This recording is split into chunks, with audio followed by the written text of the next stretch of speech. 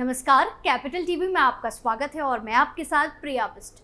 लोकसभा चुनाव के बीच में जमकर बयानबाजी के साथ ही शेरो शायरियां भी खूब हो रही हैं और चुनाव को लेकर सभी पार्टियां एक्टिव भी हैं। लेकिन ऐसे में अमित शाह के एक बयान ने विपक्षी पार्टियों को जमकर मिर्ची लगा दी है, जिसके बाद सियासी घमासान मचा हुआ है। तो क्या कुछ है पूरा मामला और कैसे अमित शाह ने विपक्ष को टेंशन में डाल दिया है, सब कुछ आपको हमारी स्पेशल स्टोरी में बताते हैं। केंद्रीय गृह मंत्री अमित शाह ने अपने एक बयान से विपक्षी पार्टियों की मुश्किलें बढ़ा दी है। दरअसल अमित शाह ने कहा है कि देश शरिया से नहीं, समान नागरिक संहिता यानी कि यूसीसी से चलेगा। उन्होंने कहा कि देश में प्रधानमंत्री नरेंद्र मोदी के नेतृत्व में तीसरी बार सरकार बनते ही पूरे देश में समान नागरिक संहिता लागू किया जाएगा। ये मोदी की गारंटी है। उन्होंने कहा कि कांग्रेस ने लोकसभा चुनाव 2024 के अपने घोषणा पत्र में पर्सनल लॉ को फिर से लागू करने की बात कही है। मध्य प्रदेश के गुना संसदीय क्षेत्र में जनता को संबोधित करते हुए अमित शाह ने कहा कि कांग्रेस के घोषणा पत्र को ध्यान से पढ़िए। उन्होंने कहा है कि पर्सनल लॉ को फिर से लागू करेंगे। वो देश में मुस्लिम पर्सनल लॉ लाना चाहते हैं। क्या ये देश शरिया से चल सकता है? राहुल बाबा, आपको तुष्टिकरण के लिए जो करना है वो करो, लेकिन जब तक भाजपा है हम पर्सनल लॉ नहीं लाने देंगे। गृह मंत्री ने आगे कहा कि ये देश समान नागरिक संहिता से चलेगा। ये हमारे संविधान की स्पिरिट है। हम उत्तराखंड में यूसीसी लाए हैं और प्रधानमंत्री नरेंद्र मोदी की गारंटी है कि हम देश भर में यूसीसी को लागू करेंगे।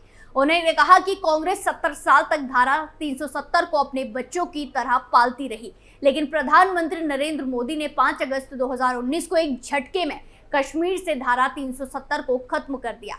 अमित शाह ने कहा कि कांग्रेस ने राम मंदिर का मुद्दा 70 सालों तक दबा कर रखा।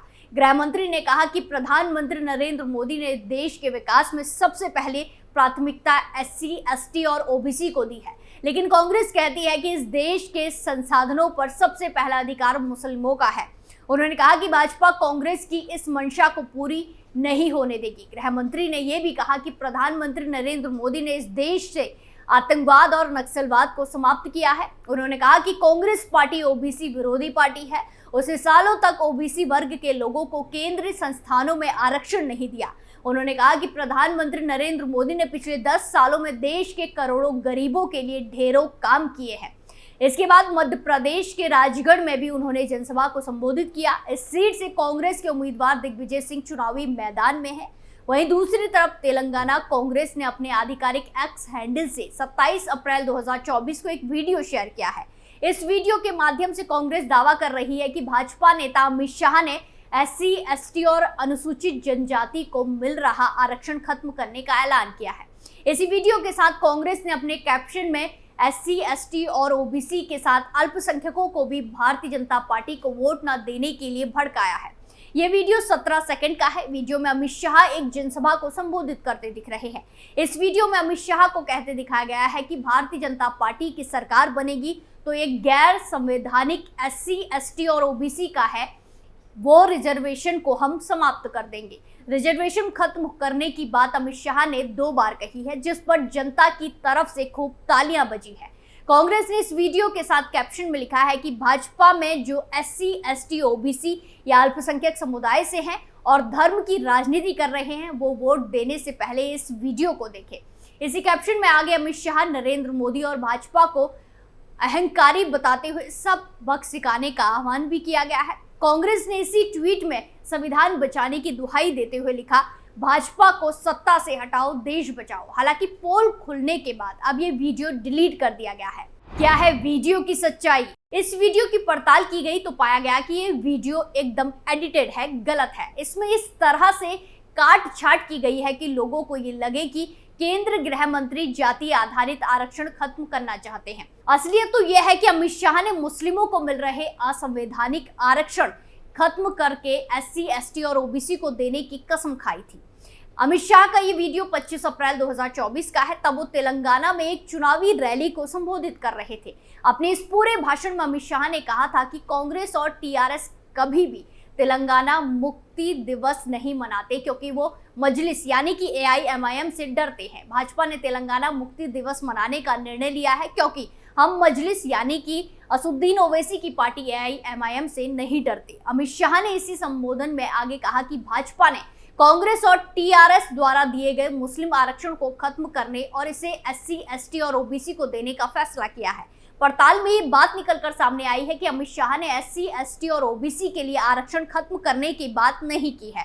कांग्रेस की ये कोशिश लोकसभा चुनाव के तीसरे चरण से पहले फर्जी खबरें फैलाकर कई समुदाय के बीच उन्माद फैलाने वाली हरकत मानी जा रही है।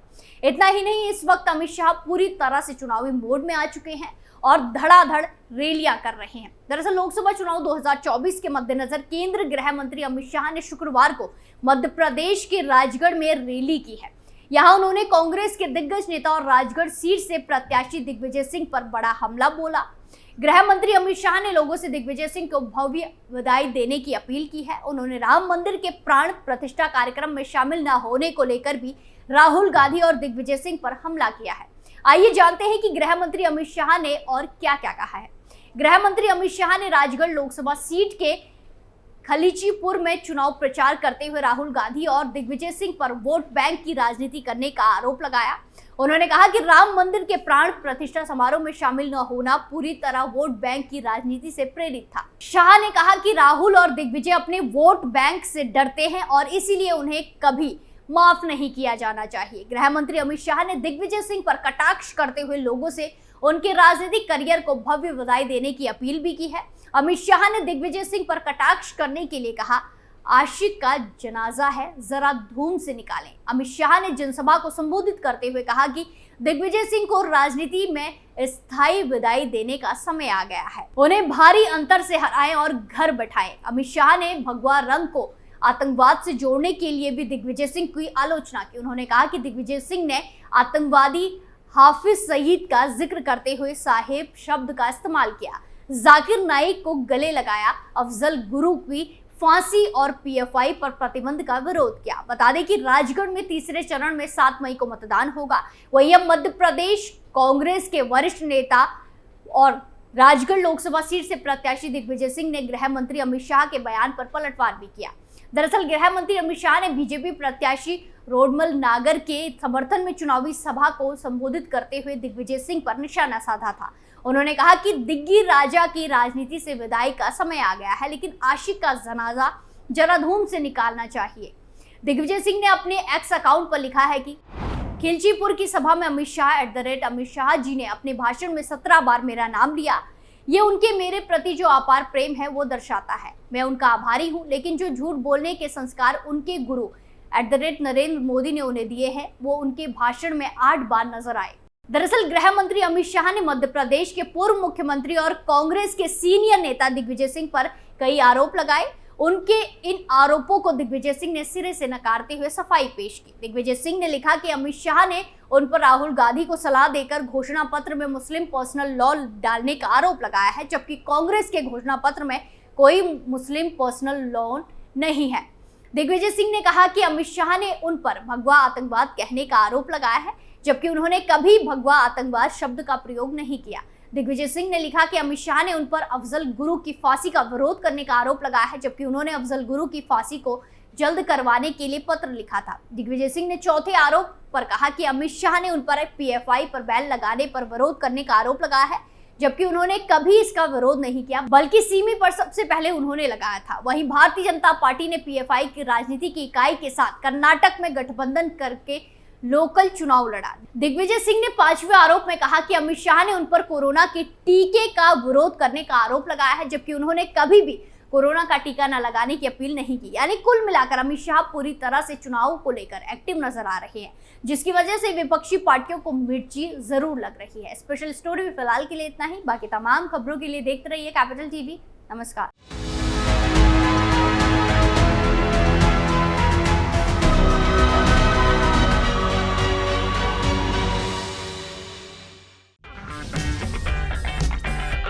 अगर आपको हमारा वीडियो पसंद आया हो तो इसे लाइक करें, हमारे चैनल को सब्सक्राइब करें और हाँ, बेल आइकन दबाना ना भूलें ताकि आप तक हमारे वीडियो की नोटिफिकेशन पहुंचती रहे। आप अपना सुझाव हमें कमेंट बॉक्स में दे सकते हैं। हमारे साथ जुड़ने के लिए शुक्रिया।